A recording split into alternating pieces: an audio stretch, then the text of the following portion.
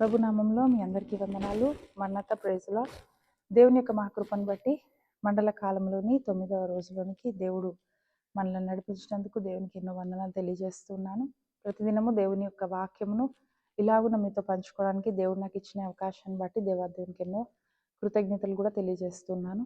ఈ సమయంలో మరి దిన వాక్యాన్ని మనం ధ్యానం చేసుకుందామండి. దాని కొరకు ముందుగా చిన్న ప్రార్థన చేసుకుందాము. ప్రార్థనలో నాతో పాటు ఏకీభవించండి. మహాపరిశుద్ధుడైన మా ప్రియ పరలోకపు తండ్రి, నీకు వందనాలు, స్తోత్రములు నాయన. ప్రభా, గతించిన దినములు నీ రెక్కల నీడలో మమ్మల్ని భద్రపరిచి ఈ లోకంలో అనేక మంది శ్రేష్ఠులైన వారి కంటే మమ్మలను ఘనులుగా ఎంచి మమ్మలను సజీవుల లెక్కలో ఉంచిన దేవాది దేవ, నీకు వేవేల వందనాలు, స్తుతులు, స్తోత్రములు నాయన. నాయన, ఉదయకాల సమయమందు నీ వాక్యమును మేము ధ్యానించుకొని చుండగా దేవా, నీవే నీ వాక్కుల ద్వారా మాతో మాట్లాడి మా ఆత్మలను బలపరిచి నాయన నీ యొక్క వాక్య ఖడ్గము చేత మాలోని ప్రతి పాపమును ఖండించి వేసి నీ బిడ్డలుగా మమ్మల్ని ముద్రించుకొని భద్రము చేసి మీరే నాయన నీ యొక్క రాకడికే మమ్మల్ని సిద్ధపరిచి మహిమ పొందమని కల్వరి నాథుడగు యేసు నామం అడిగి వేడుకొనుచున్నాము తండ్రి, ఆమేన్. ఇది నాన్న మన పరిశుద్ధ గ్రంథంలోని వాక్కులను చదువుకుందామని. మత్తయి సువార్త 22వ అధ్యాయము మరి మనం చూసినట్లయితే 14వ వచనం నుండి 22వ వచనం వరకు రాయబడిన వచనాలను నేను చదువుతాను, దయచేసి శ్రద్ధతో వినండి. కాగా 15వ వచనం నుండి 22వ వచనం వరకు చూసుకున్నట్లయితే, అప్పుడు పరిసయ్యులు వెళ్ళి మాటలలో ఆయనను చిక్కుపరచవలెనని ఆలోచన చేయొచ్చు, బోధకుడా, నీవు సత్యవంతుడవైయుండి దేవుని మార్గము సత్యముగా బోధించుచున్నావనియు నీవు ఎవనిని లక్ష్య పెట్టవనియు మోమాటము లేనివాడవని ఎరుగుదుము. నీకేమి తోచుచున్నది? కైసరుకు పన్నిచ్చుట న్యాయమా కాదా? మాతో చెప్పుమని అడుగుటకు హేరోదీయులతో కూడా తన శిష్యులను ఆయన యొద్దకు పంపిరి. యేసు వారి చెడుతనం ఎరిగి, వేషధారులారా, నన్నెందుకు శోధించుచున్నారు? పన్ను రూకాయి ఒకటి నాకు చూపుడని వారితో చెప్పగా వారాయన యొద్దకు ఒక దేనారము తెచ్చిరి. అప్పుడు ఆయన ఈ రూపమును పైవ్రాతను ఎవనివని వారిని అడగగా వారు కైసరు అని. అందుకు ఆయన, అలాగైతే కైసరువి కైసరుకును, దేవునివి దేవునికిని చెల్లించుడని వారితో చెప్పెను. వారి మాట విని ఆశ్చర్యపడి ఆయనను విడిచి వెళ్ళిపోయారు. చూడండి, మనం ప్రతి దినాన కూడా యేసుక్రీస్తు ప్రభువారి జీవితంలో జరిగిన అనేక ఘట్టాలను చూస్తూ ఉన్నప్పుడు ఆయన యొక్క శిలువ మరణం దగ్గర పడే కొలది ఆయనకు శోధనలు అనేవి ఎక్కువ అవుతూ వచ్చాయి. ఈ దినాన మనం చూసినట్లయితే ఇక్కడ ఒక 2 గుంపుల వారు మనకు కనపడుతున్నారు. యేసయ్యను శోధించాలి అనే ఆలోచనతో ఆ వారు యేసయ్య దగ్గరికి వచ్చి ఆయనను కొన్ని చిక్కులు పెట్టే ప్రశ్నలు అడగాలి అన్న దురుద్దేశంతో ఆయన దగ్గరకు వచ్చిన వారు మనకు కనపడుతున్నారు. మనం చూసినట్లయితే మరి ఈ దినాన యేసయ్య దగ్గరకు వచ్చిన వీరు ఎవరు అని అంటే, ఒకరు హెరోదీయులు, రెండో వారు పరిసయ్యులు. ఈ 2 గుంపుల వారు వాస్తవానికి వారిరువురికి ఒకరంటే ఒకరికి పడదు. వారు విరోధం కలిగిన వారే ఉన్నారు. ఈ దినాన హేరోదీయులు ఎవరు అని కనుక మనం ఆలోచన చేస్తే, వారు పరిపాలకులై ఉన్నారు. వారు ప్రజల యొక్క పరిపాలన జరిగించే విషయంలో ప్రధానులుగా వారు ఉన్నారు. ఈ పరిసయ్యులైన వారు వారికి వ్యతిరేకులు, అపోజిషన్ పార్టీ లాగా వారు వ్యతిరేకులుగా ఉన్నారు. ఇక్కడ మనం చూసినప్పుడు పన్ను విషయమే ఒక చర్చను యేసయ్య దగ్గరకు వారు తీసుకొని రావడం జరిగింది. ఇక్కడ హేరోదీయులు అంటే గవర్నమెంట్లో ఉన్నవారు, వారు పన్ను చెల్లించడానికి వారు మరి అనుకూలంగా కనపడుతున్న వారిగా ఉన్నారు. మనం పన్ను చెల్లించాలి అనే ఒక ఆలోచన వారికి ఉంది. రెండోదిగా పరిసయ్యులకు పన్ను చెల్లింపుకు వ్యతిరేకంగా వారు ఉన్నారు. వీరిరువురు కలిసి కూడా ఈ దినాన యేసయ్యను ఒక ఏదో మేము మా ప్రశ్నల ద్వారా ఆయనను బాధ పెట్టాలి, శోధించాలనే ఉద్దేశంతో యేసయ్య దగ్గరకు వచ్చినట్లు మనం చూస్తున్నాం. మనం గమనించినట్లయితే ప్రియ స్నేహితులారా, మరి వాక్య గ్రంథంలో, నిర్గమాకాండంలో, ఎస్తేర్ గ్రంథంలో, వీటిలో మనం ఏం గమనిస్తామంటే, పన్ను విధించడం, పన్ను చెల్లించడం అనేది ప్రజలకు ఎప్పుడో నుంచి అలవాటైన ఒక ఆచారం. అది మరి ఆ యొక్క దేశం యొక్క సంరక్షణ కొరకు, దాని అభివృద్ధి కొరకు వినియోగించడానికి ప్రజల దగ్గర పన్ను కట్టించుకునేవారు. ఇప్పుడు మనం కూడా చాలా మందిని కార్ ట్యాక్స్, హౌస్ ట్యాక్స్ ఇలాగున చాలా రకాలైన పన్నులు మనం కడుతూ ఉన్నాం. ఇవన్నీ ఎందుకు అనంటే, వారు మన దగ్గర నుంచి సేకరించిన ఈ ధనముతో ఆ యొక్క రాష్ట్రాన్ని కానీ, ఆ దేశాన్ని కానీ కావలసిన ప్రజల యొక్క అవసరతలను తీర్చేవారిగా ఉంటారు గవర్నమెంట్. ఇక్కడ మనం చూసినట్లయితే ఈ విషయానికి వస్తే, మరి యేసయ్యను మరి ఆయన ఒకవేళ బేసిక్ సివిక్ సెన్స్ కలిగి ఉన్నారా లేదా? ఈ లోకంలో ఆయన జీవిస్తున్నారు కదా మనిషిగా. ఆయన అలాంటి ఆలోచన చేస్తున్నారా లేదా అని ఆయనను మరి దినాన శోధించడానికి ఈ 2 గుంపుల వారు యేసయ్య దగ్గరకు వచ్చినట్లు మనం చూస్తాం. మనం గమనించాల్సింది ఏంటంటే యేసయ్య ఈ భూలోకానికి వచ్చినప్పుడు ఆయన ఏదో ఒక సూపర్ న్యాచురల్ పవర్స్‌తో రాలేదు. ఆయన కూడా ఒక అమ్మ కడుపులో ఒక పిండంగా ఒదిగిపోయారు. 9 నెలల తర్వాతే ఆయన బయటకు వచ్చారు. చిన్న ప్రాయం నుండి అందరి వలె ఒక బాలుని వలె ఆయన కూడా పాకుతూ, నడుస్తూ, కిందకి పడుతూ, లెగుస్తూ, అమ్మ చేతి గోరుముద్దలు తింటూ ప్రతి సామాన్య మనిషి వలె ఆయన కూడా ఎదిగారు. ఎందుకు అనంటే ఆయన దేవకుమారుడు. దేవుని లక్షణములను, దేవుని ఆత్మను తనలో నింపుకొని ఒక మానవునిగా, కుమారుడుగా ఆయన జన్మించారు. ఆయనని దేవకుమారుడు అన్నారు, మనిషి కుమారుడు అన్నారు. కనుకనే కదా ఆయన క్రీస్తు పుట్టుకలో మనం చాలా సూచనలు చూస్తాం. ఆయన దేవకుమారుడు అనడానికి చాలా సూచనలు మనం చూస్తాం. ఆయన ఒక మామూలు మనిషిగా పశువుల తొట్టెలో పొత్తిగుడ్డలతో చుట్టబడి ఉన్న ఆయన ఒక దేవుని కుమారుడుగా ఉన్నాడు కనుక ఆయన కొరకు ఆకాశంలో ఒక నక్షత్రం వెలిసి అంటే ఆయన ప్రతి చోట ఆయన లైఫ్ అంతా కూడా ఏం చూపించారంటే నేను ఒక మనిషికి పుట్టిన కుమారుడిని కానీ దేవుని నుండి పంపబడిన కుమారుడిని అని అటు దేవుని కార్యాలు ఇటు మనిషి కార్యాలు రెండు ఆయన లైఫ్లో చూపించారు. అయితే ఈ విషయాన్ని వారు పరీక్షించాలి, యేసయ్యను శోధించాలన్న ఉద్దేశంతో వారు ఏం చేశారంటే ఈ దినాన్ని యేసయ్యను అడుగుతున్నారు. మరి మనం పన్ను చెల్లించాలా లేదా యేసయ్య అన్నప్పుడు వారు ఏమి సమాధానం యేసయ్య చెప్తారా అనే ఆలోచనతో అడిగినప్పుడు వారి యొక్క దురుద్దేశం యేసయ్య ఎరిగిన వారే ఉన్నారు. చూడండి, మనం చూచినట్లయితే ఆయన హృదయ రహస్యాలను ఎరిగిన దేవుడు. ఒక్కసారి సామెతల గ్రంథంలో 15వ అధ్యాయంలో గనక మనం చూసినట్లయితే మనకు అక్కడ ఒక మంచి మాట కనపడుతుంది. 11వ వచనంలో పాతాళమును అగాధ కూపముయు యెహోవాకు కనబడుచున్నవి, నరుల హృదయములు మరి తేటగా ఆయనకు కనబడును కదా. ఆయనకట పాతాళము లేదా అగాధ కూపంలే కనపడుతున్నప్పుడు మనిషి యొక్క హృదయాన్ని ఆయన గ్రహించుకోలేరా? మనిషి హృదయంలో ఉన్న ఆ మాటలను లేదా ఆ ఉద్దేశాలను ఆయన తెలుసుకోలేరా అని ఇక్కడ మరి వాక్యంలో మనకు కనపడుతుంది. మనం చూసినట్లయితే ఆయన హృదయ రహస్యాలను ఎరిగిన దేవుడు. మరి ఇదే యోహాను సువార్తలో మనం చూసుకుంటే 21వ అధ్యాయంలో మనకు కనపడుతున్న మాట, పేతురు గురించి అక్కడ ఒక చిన్న చర్చ జరిగినప్పుడు నీవు నా గొర్రెలను కాస్తావా, నువ్వు నా గొర్రెలను మేపుతావా అన్నప్పుడు అక్కడ ఆయన 17వ వచనంలో ఆయన అంటున్న మాట ఏంటి అని అంటే, ప్రభువా నీవు సమస్తమును ఎరిగిన వాడవు. దేవుడు మరి యేసుక్రీస్తు ప్రభుల వారు సమస్తమును ఎరిగిన దేవుడై ఆయన ఈ భూలోకానికి వచ్చారండి. మన హృదయాంతరంగంలోని ఆలోచనలను ఆయన ఎరిగిన వాడే ఉన్నాడు. ఇక్కడ అలాగే మనము ఇంకా చాలా విషయాలు అపోస్తుల కార్యము 1వ అధ్యాయం 24వ వచనంలో చూసుకుంటే అందరి హృదయములను ఎరిగి ఉన్న ప్రభువా. చూడండి, దేవునికి మనము దేనిని దాచిపెట్టలేము, ఆయనకి ఏది మరుగైనది లేదు. కనుక ఇక్కడ మనం చూస్తున్నప్పుడు యేసు ప్రభు వారు ఏమంటారంటే, వేషధారులారా నన్ను ఎందుకు శోధించుచున్నారు? వెంటనే యేసయ్య వారి యొక్క దురుద్దేశాన్ని ఆయన వెంటనే రికగ్నైజ్ చేయగలిగారు. ఆయనకు తెలిసింది వారి హృదయంలో ఏ ఆలోచనతో వచ్చారు అని. తెలిసిన వెంటనే ఆయన ఏమంటున్నారంటే, వేషధారులారా. ఆయన డైరెక్ట్గా వారికి ఆ బిరుదుని ఇచ్చేశారండి. జస్ట్ వారితో జరిగిన సంభాషణ ఆ ఒకటే, కానీ ఆ 5 to 10 minutes ఆ కాన్వర్సేషన్లో ఆయన గ్రహించింది ఏంటంటే వీరు వేషధారులు అన్నది ఆయన గ్రహించారు. కనుక ఆయన ఈ వేషధారులని వినాన గద్దిస్తున్నట్లు మనం చూస్తున్నాం. చూడండి, జ్ఞాపకం ఉంచుకోండి, దేవునికి అసహ్యమైన వారు ఎవరు అని అంటే వేషధారులు. దేవుని వాక్యంలోని అనేక మాటలు మనం చూస్తే ఇదే సామెతల గ్రంథం 26వ అధ్యాయంలో మన కొరకు వ్రాయబడిన ఒక మాట చూద్దాము.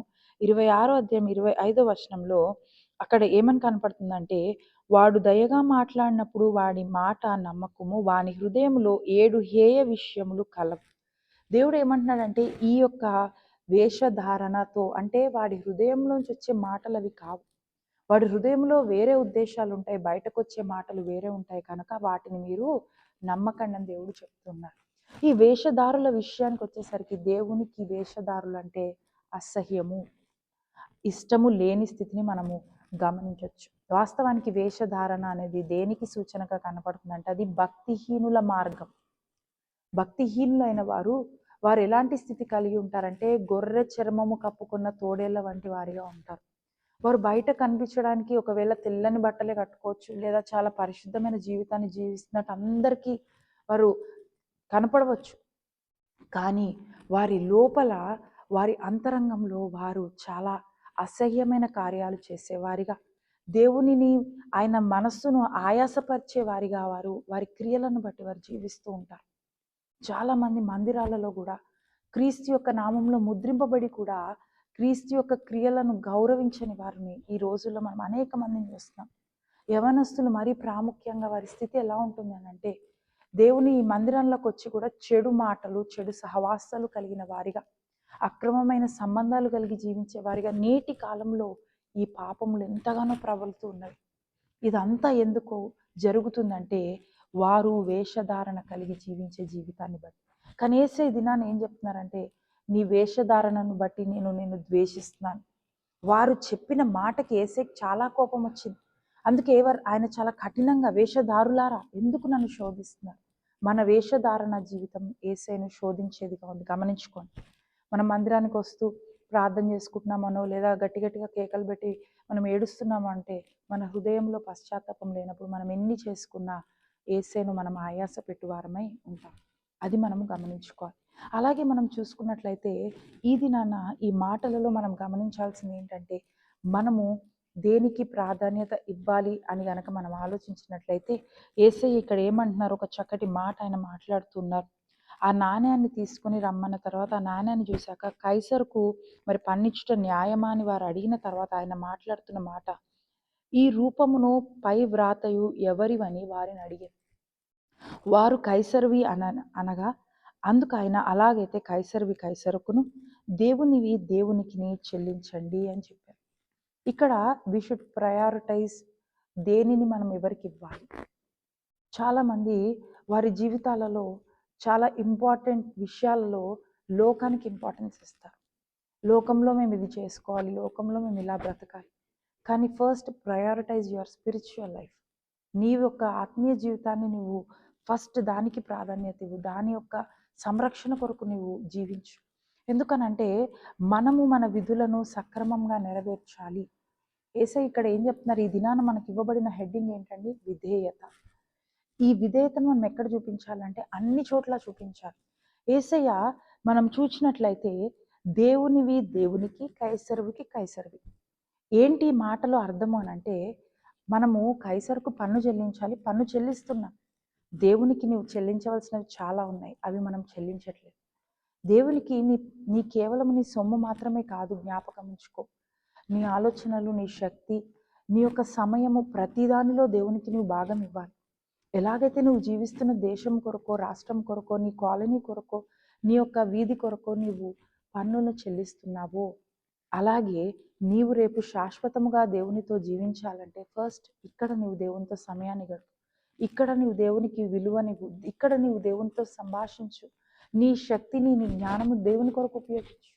దేవునివి నీవు దేవునికి ఇస్తున్నావా లేదా? నీవు ఆ విధేయతను చూపిస్తున్నావా లేదా? లోకంలో ఒక డ్యూటీ చేయాల్సి వచ్చినప్పుడు, ఒక పని చేయాల్సి వచ్చినప్పుడు ఎంతో నిజాయితీగా నువ్వు చేస్తున్నావు. ఒక క్రైస్తవునిగా నీవు నీ యొక్క జీవనం కొరకు, నీ పోషణం కొరకు నీవు చేసే ఉద్యోగంలో, పనిలో నిజాయితీగా నువ్వు నడవాలి, జీవించాలి. అలాగే నీవు ఈ లోక సంబంధమైన పోషణ కొరకు చేస్తున్న ఉద్యోగంలో ఎంతగా ప్రాముఖ్యతను చూపిస్తున్నావో, రేపు నీవు పరలోక రాజ్యానికి వెళ్ళి నువ్వు శాశ్వత కాలంగా అక్కడ జీవించే సమయంలో ఆ రాజ్యము కొరకు నీవు ఇప్పుడు ఏమి ఇన్వెస్ట్ చేస్తున్నావు అనేది దేవుడి దినాన్ని అడుగుతున్నాడు. నీవు క్రైస్తవునిగా ఉన్నప్పుడు నీ విధేయత లోకంలో ఎలా ఉందో దేవుని దగ్గర కూడా అలాగే ఉండాలి. కనుక ఇక్కడ 21వ వచనంలో ఆయన చెప్తున్న మాటను బట్టి, దేవునివి దేవునికి చెల్లించు. ఈరోజు విధేయత అన్న మాటకు మనం పెట్టుకోవాల్సిన మరి మీనింగ్ ఏంటంటే, దేవునివి దేవునికి ఇవ్వడం వితౌట్ ఎనీ క్వశ్చన్. అబ్రహామును చూస్తాము, విధేయతలో ఎలాంటి స్థితిలో ఉన్నాడంటే టాప్ నాచ్, అంటే చాలా హైయెస్ట్ రేంజ్లో ఆయన విధేయతను చూపించాడు, విశ్వాసంను కనపరిచాడు. ఎందుకు అని అంటే, నీవు నీ కుమారుని ఇచ్చి అంటే దేవునివి దేవునికి ఇవ్వాలి కదా అని ఇవ్వడానికే వెళ్ళిపోయాడు. మనం దేవునికి ఇవ్వాల్సినవి ఇస్తున్నామా లేదా? ఈ దినాన మనం ఆలోచించుకోవాల్సిన వారమై ఉన్నాం. ఎందుకనంటే మన ప్రవర్తన దేవునికి మహిమపరిచేదిగా ఉండాలి. కనుక మనం ఎలాగైతే ఈ లోక జీవితంలో అన్యాయము చేయకుండా, అక్రమం చేయకుండా నిజాయితీగా బ్రతుకుతున్నామో, దేవుని దగ్గర కూడా అలాగే ఉండాలి. ఇప్పుడు గనక నీవు ఒకవేళ నిజాయితీగా కాకుండా అక్రమము చేస్తూ లంచగొండితనము కలిగి గనక నీవు జీవిస్తూ ఉన్నట్లయితే, now change your external life also. నీ శారీరక జీవితం కొరకు, నీ శరీర పోషణ కొరకు, నీ కుటుంబ పోషణ కొరకు నీవు ఏ ఉద్యోగంలో అయితే పని చేస్తున్నావో ఆ ఉద్యోగంలో గనక నీవు నిజాయితీగా లేకపోతే ఇప్పటి నుంచి నిజాయితీగా ఉండు. ఎందుకనంటే నీవు దేవుని బిడ్డవి. ఎక్కడికి వెళ్ళినా నువ్వు దేవుని బిడ్డవి. ఎక్కడికి వెళ్ళినా నువ్వు క్రీస్తు యొక్క కుమారుడు కుమార్తెవే అనిపించుకుంటావు కనుక నీవు దేవుని మహిమను అనేకులకు చూపించే విధంగా నీవు నీతి న్యాయములు కలిగిన బిడ్డగా జీవించాలి ఈ లోకంలో. అలాగుననే మనము చేయవలసిన పనిలో, మన ఉద్యోగాలలో లేదా మన వ్యాపారాలలో మనం చేయవలసిన కష్టమును పనిని అలాగే చేయాలి. We should be loyal. ఎప్పుడు కూడా నిజాయితీగా మన జీవితాన్ని జీవించినప్పుడు లోక సంబంధంగాను పరలోక సంబంధంగాను మనము దీవించబడతాం. నువ్వు నిజాయితీగా కష్టపడిన నీ సొమ్ము ఎక్కడికి పోదు. అలాగే నువ్వు నిజాయితీగా దేవునిలో ఇన్వెస్ట్ చేస్తున్న నీ సమయము, నీ శక్తి, నీ జ్ఞానము సమస్తము కూడా ఖచ్చితంగా ప్రతిఫలముతో నీ దగ్గరికి వస్తుంది. ఈ దినాన మనం గమనించాల్సింది ఏంటంటే, యేసయ్య మనకు చెప్తున్న మాట ఏంటంటే, మనము లోకంలో మన సివిక్ డ్యూటీస్ అనేవి మనం కంప్లీట్ చేయాలి. అలాగే లోకంలోని డ్యూటీస్ని మనం ఎంత సిన్సియర్గా ఫిల్ చేస్తున్నామో, లేకపోతే మనం టైంకి ఆఫీస్కి వెళ్ళాలన్నా లేదా ఈ పని కంప్లీట్ చేయాలన్నా ఎంత కంప్లీట్ డెడికేషన్తో వాటిని ఫుల్ఫిల్ చేస్తున్నామో, ఇన్ ద సేమ్ వే దేవుని దగ్గర కూడా అదే విధేయతను మనము కనపరచువారమై ఉండాలి. కనుక ఈ దినాన యేసయ్య చెప్పిన ఈ సమాధానాన్ని బట్టి అక్కడ ఉన్న హేరోదీయులు పరిసయ్యులు ఇరువురు కూడా చాలా ఆశ్చర్యానికి గురయ్యారు. ఏంటి, ఈయనను మనం ఏదో శోధిద్దామని వస్తే ఈయన చెప్పిన మాట మనకు ఎంతో గుణపాఠంగా ఉంది, లేదా మనకు ఒక మేల్కొల్పుగా ఉంది, మనకు ఒక వార్నింగ్ లాగా ఉంది అని వారు ఈ దినాన్ని ఆలోచిస్తున్నారు. అందుకే వారు ఏం చేశారంటే వారు ఈ మాట విని ఆశ్చర్యపడి ఆయనను విడిచి వెళ్ళిపోయి, వారు ఇంకా రిటర్న్ ఒక క్వశ్చన్ చేయడానికి లేదు, లేదా ఆయనను శోధించడానికి అవకాశం వారికి దేవుడు ఇవ్వలేదు. కనుక ప్రియ స్నేహితులారా, ఈ దినాన గమనిద్దాం. నీవు కైసర్ది కైసర్కి ఇస్తున్నావా? లోకంలో నిజాయితీగా నీ పని చేస్తున్నావా? నిజాయితీగా నీ ఉద్యోగంలో వ్యవహరిస్తున్నావా? నీ కుటుంబ విషయంలో నీవు నిజాయితీగా బ్రతుకుతున్నావా? అది నీ మెయిన్ డ్యూటీ.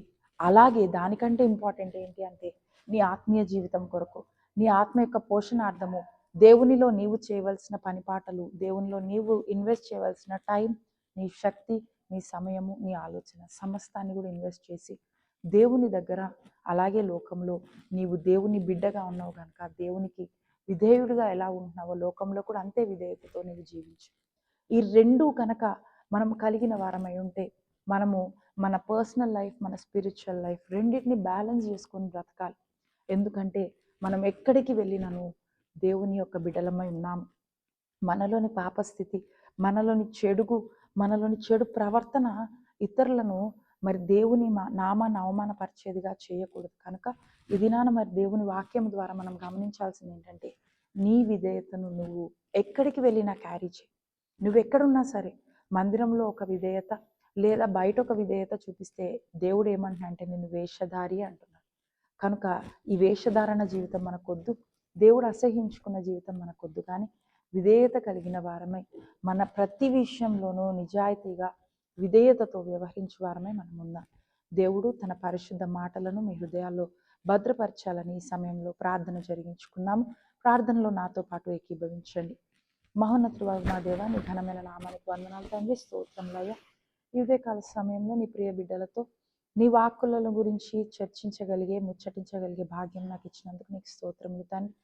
నాయనా, నీ సిలువను మేము ఆశ్రయించుచున్నగా ఈ 9వ దినాన ప్రభా నీ యొక్క దీవెనల చేత, ఆశీర్వాదముల చేత మమ్మల్ని దీవించి వర్ధిల్ల చేయమని, నీ సిలువలో దాగి ఉన్న శక్తి చేత, నీ సిలువలో దాగి ఉన్న విలువ చేత మా జీవితంలో కూడా నింపి నీ సాక్షులుగా మేము జీవించగలిగే స్థితి నాయన, మరి ముఖ్యముగా నీకును నీ పరలోక రాజ్య సంబంధ విషయాలకును విధేయతను చూపించి నీ ఆజ్ఞలకు లోబడి జీవించగల హృదయములు కలిగిన వారిగా మేమందరమును ఉండగలిగే స్థితిని మాకు దయచేయమని, ఎంతమంది బిడ్డలైతే ఆన్లైన్ మెసేజ్ ద్వారా దీవింపబడుతున్నారు నాయన, వారిని ఇంకనూ దీవించండి, ఆశీర్వదించండి. వారి లోటుపాట్లను, వారి కొరతలను, వారి అక్కర్లను ఎరిగిన దేవా, వారి హృదయంలోని ప్రతి విధమైన వాంఛను మీరే నెరవేర్చి కావాల్సిన సమృద్ధి కలిగిన దీవెనలను, ఆశీర్వాదములను, ఆరోగ్యమును నాయన మీరే వారికి దయచేసి మహిమ పొందమని, ఈ ఉదయకాల శుభముల చేత వారు నాయన దీవింపబడగలిగినట్లు మీరే సహాయం దయచేసి మహిమ పొందమని కల్వరి నాథుడగు యేసు నామమున అడిగి వేడుకొనుచున్నాము తండ్రి.